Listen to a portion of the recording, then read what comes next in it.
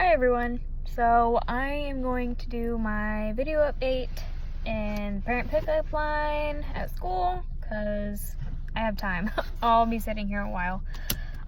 So I went to a new fertility specialist today.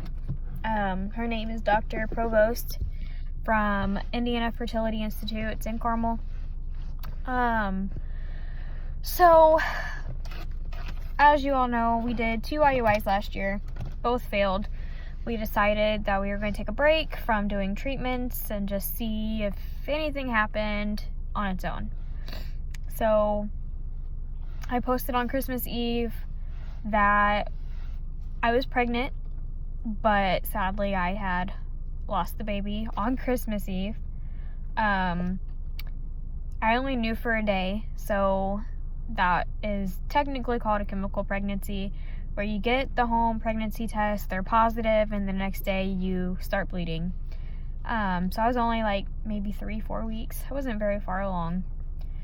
So I had this appointment scheduled anyways. I had scheduled it back in December because we decided we wanted to start treatments again.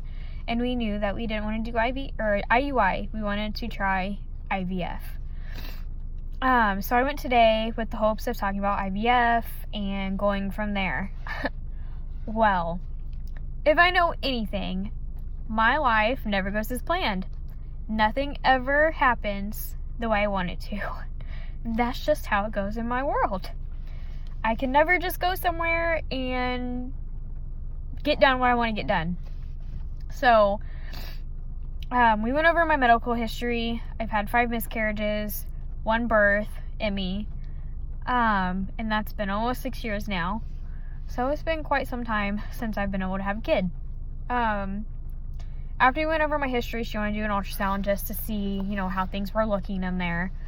And with an ultrasound, they can look at your ovaries and your uterus and see if there's anything going on that maybe needs more attention. Well, last year, anything I'm about to tell you did not come up last year.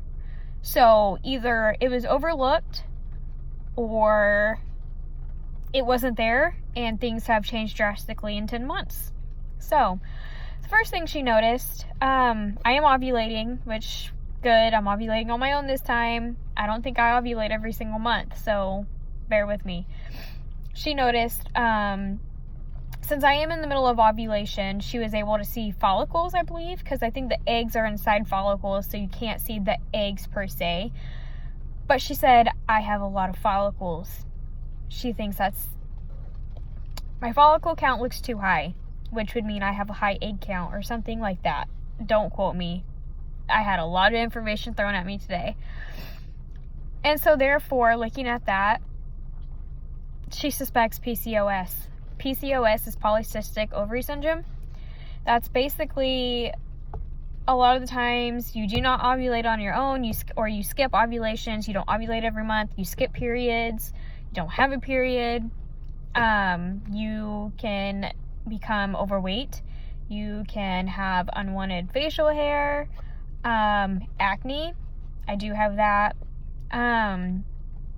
You can become insulin resistant, you can get diabetes, like all kinds of different things that suggest PCOS. Now, as far as I know, I'm not diabetic. She did test my blood sugar again today. When I was pregnant with Emmy, I was borderline, but that's normal, I think, in pregnancies. Sometimes you can get the gestational, which I did not have, but I was very close.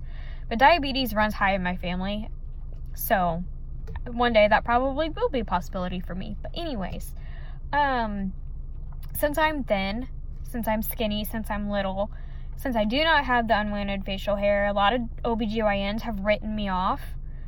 They won't even test for it. They won't even look for it because I'm little, which is wrong, because they have now found studies where thin women have now begun to get PCOS. Take Macy off of freaking Teen Mom. She's got PCOS and she's as skinny as me almost. So you diagnose that through lab work and an ultrasound. So I did have blood work done today to look for whatever indicators she needs to see if I have it. With that being said, if I have PCOS, I will take metformin to help me get pregnant. It's used for diabetics too. I don't know the sole purpose of it. I have a packet at home that I really need to look into because I really don't know much about PCOS. So I'm not really well educated on it, so I can't really tell you for sure everything about it. Another thing that she saw, she could see my C-section scar from the inside, obviously. Back in 2017, I had surgery, a laparoscopy, to rule out endometriosis, which I do not have. But I did have adhesions or scar tissue coming from my C-section scar to my to my bladder. And I was told that it shouldn't cause me any pain, it shouldn't be a problem, it shouldn't be why I'm miscarrying, it shouldn't be why I can't get pregnant, yada yada. Well, she saw that what looks like to be a fluid-filled sac or fluid-filled pocket or whatever attached to my C-section scar, and that's not good. That can be a reason for my infertility, which I don't believe it was there last year. I don't know. I don't ever remember the doctor saying anything about this. So this pocket could be new, caused from the scar and the scar tissue. If that's what that is, you can't fix it. The only thing you can do is try to fix it, and trying to fix it requires them to open up my C-section scar and have major surgery again. So we're really hoping we don't have to go down that route, because it's not 100% this will fix the problem. So she found that. And then there's something else inside my uterus that made her believe I had adenomyosis.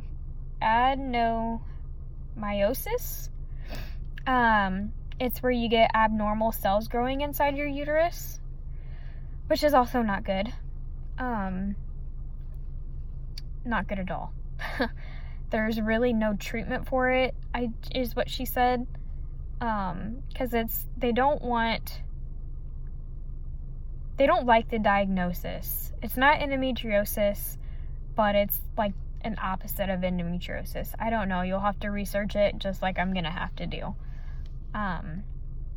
So that's another thing that she thinks could be going on. So with that being said, I have to have an MRI of my uterus, and I have to have another saline ultrasound, and that's where they, as it sounds, push saline into my uterus and see if the fluid from the saline goes into this pocket that she suspects could be a fluid-filled pocket, and check for that, and that's how we'll know what to do with that part. IUI is off the table. It most likely will not ever work for me, and I'm not going to pay a bunch of money just to have IUI and have it fail again. Which they really only recommend doing 3 rounds of IUI anyways. So that is off the table. Getting pregnant on my own, maybe I could, but it could also take years to do it. And at 26, that's just not something I have, which 26 is young. It is young, but in reproductive years, I just don't have the time. And my parts are literally working against me. So waiting years to get pregnant on my own, not something we can do. So IVF will be the road we go down for sure. It's we spoke about it today, but we needed to do all this testing first before we really go into depth about it, because it's going to be, depending on the course of action we take, it could be months before we even get to IVF, which sucks. I was hoping to start IVF in like February, March, April, depending on if I have to have surgeries.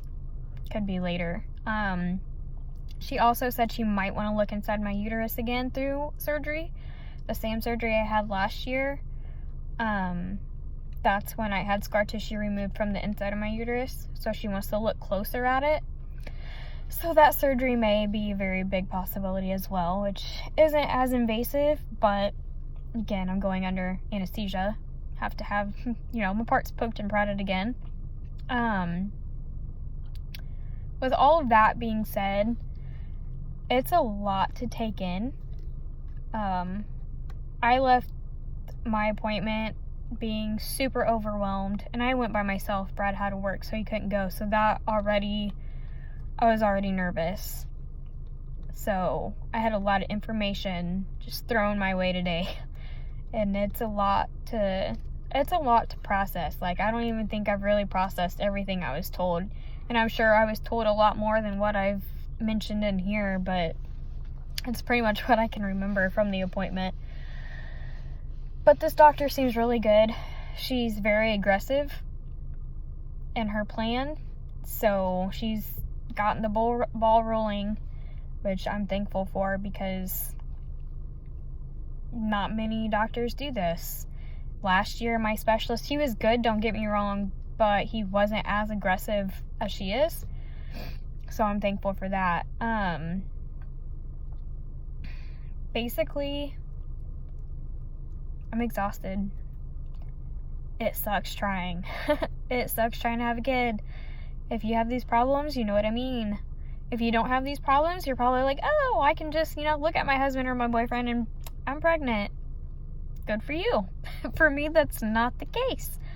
Trying to think if I'm forgetting anything at all. Let's see, I had blood work done today. I'll have my MRI. They gotta call me to schedule that. I will have a saline ultrasound at the end of this month. I have to start my new cycle. Yeah, like cycle day 5 through 11, they'll do it. So the end of January, I'll have another ultrasound and I'll have more answers on what we're doing. We've had genetic testing done. We've had lupus testing done. Everything comes back good.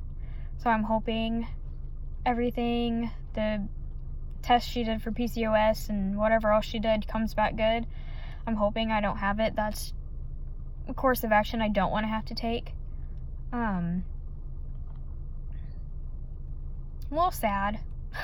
Not gonna lie. I wanted today to go how I wanted it to go. I wanted to talk about IVF. I wanted to get the pricing for it. I wanted to only have to deal with that.